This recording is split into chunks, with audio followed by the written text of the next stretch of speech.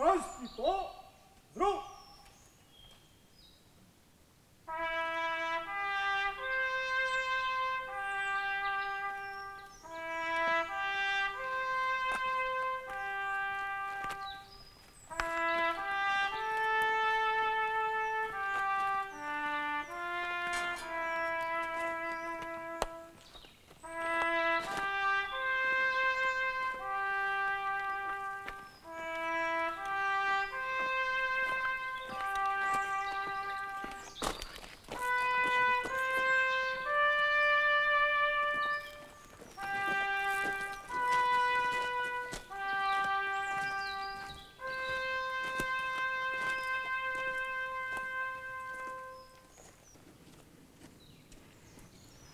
V imenu Očeta in Sina in Svetega Duha.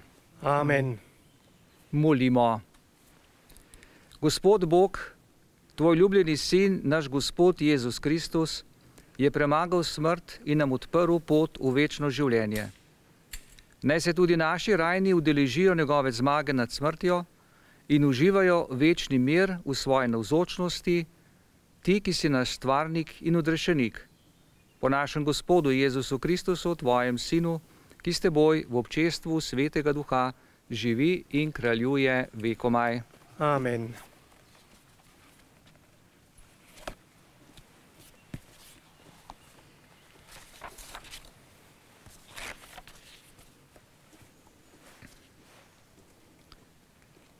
Spoštovana gospa predsednica Republike, Nataša Pirc Musar, spoštovani gospod Borut Sajovic, minister za obrambo, spoštovani sobratje duhovniki, dragi bratje in sestre.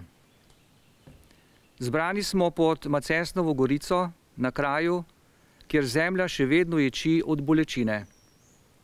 Tukaj, kjer molimo, ne odmevajo le naši glasovi, temveč tudi tihi kriki nedolžnih, ki niso dočakali groba.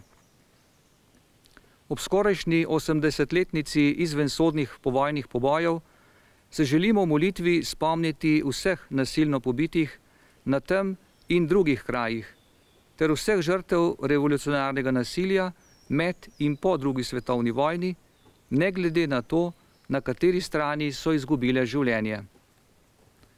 Sprava, h kateri kliče evangelij, je mogoča in je nujna, toda ne brez resnice, ne brez priznanja krivde, ne brez pravičnosti in predvsem ne brez povrnjenega dostojanstva za žrtve, njihove svojce, družine, ki so bile toliko časa prezrte, prezirane in tudi zamolčane. Njihov krik po pravici sprašuje vest in nemo odmeva iz te jame in kočevskih gozdov. Sprava je ovirana, dokler mrtvi niso pokopani s spoštovanjem, kot to zahteva vsak narodni in duhovni red. Kot to narekuje vest, vera in človečnost.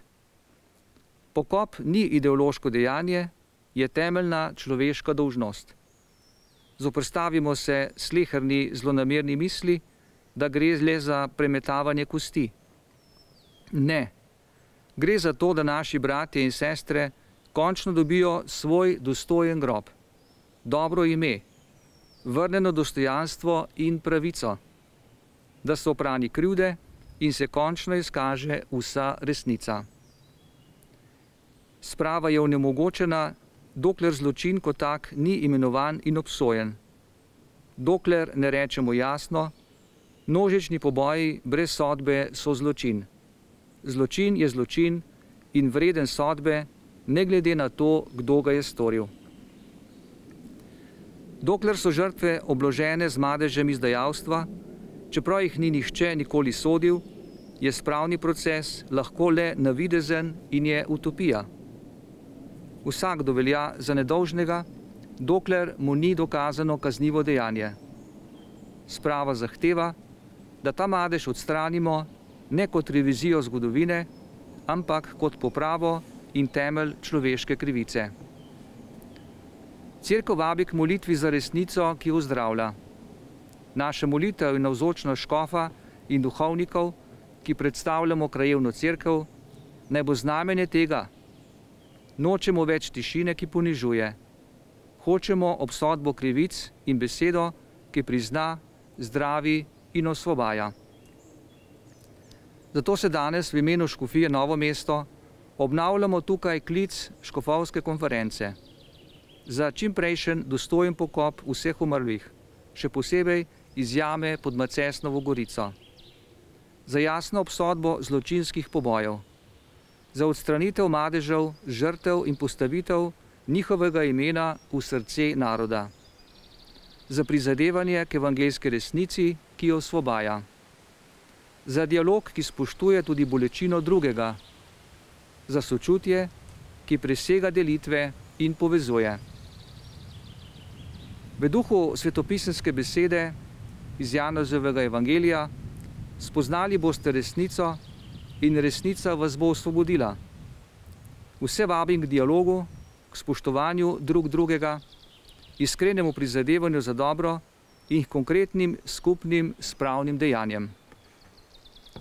S tem, ko žrtvam priznamo človeško dostojanstvo, vrnemo sebi čast.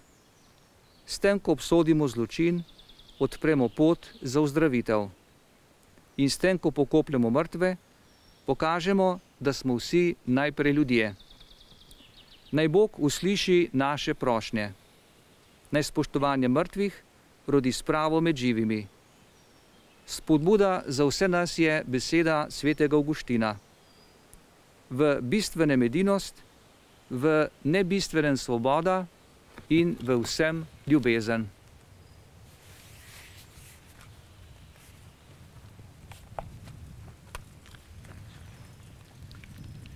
Dragi bratje in sestre, zbrani na tem pretresljivem kraju naše zgodovine, se obrnimo na nebeškega Očeta in ponižno prosimo za našo cerkev, državne voditelje in vse ljudi, ki v stiski zaradi dogodkov naše zgodovine.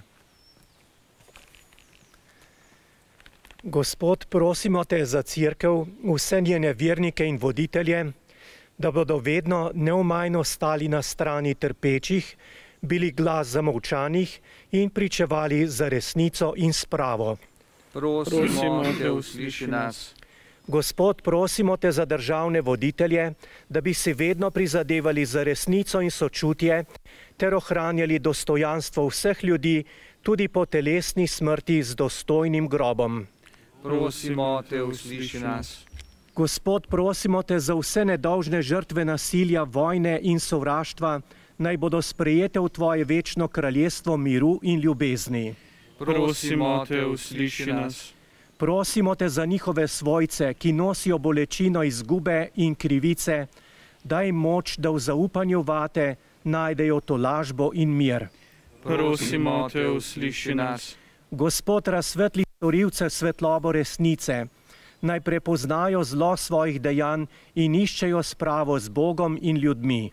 Prosimo te, usliši nas.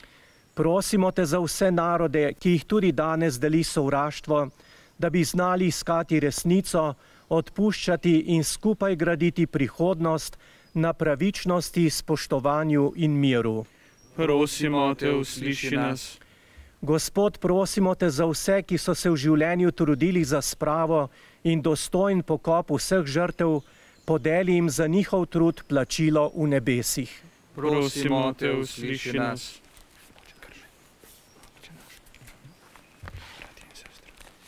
Bratje in sestre, molimo za naše rajne, njihove krvnike, za vse njihove sorodnike in vse v naši domovini in za nas same Gospodovo molitev.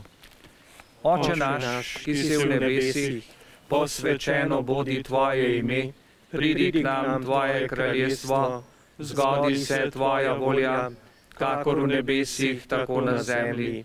Daj nam danes naš vsakdanji kruh in odpusti nam naše dolge, kakor tudi mi odpuščamo svojim dolžnikom, in ne vpelji nas v skušnjavo, temveč reši nas hudega. Slava Očetu in Sinu in Svetemu Duhu, kakor je bilo v začetku, tako zdaj in vselej in vekomaj. Amen. Gospod daj jim večni pokoj In večna luč naj jim sveti. naj počivajo v miru. Amen. V imenu Očeta in Sina in Svetega Duha. Amen. Amen.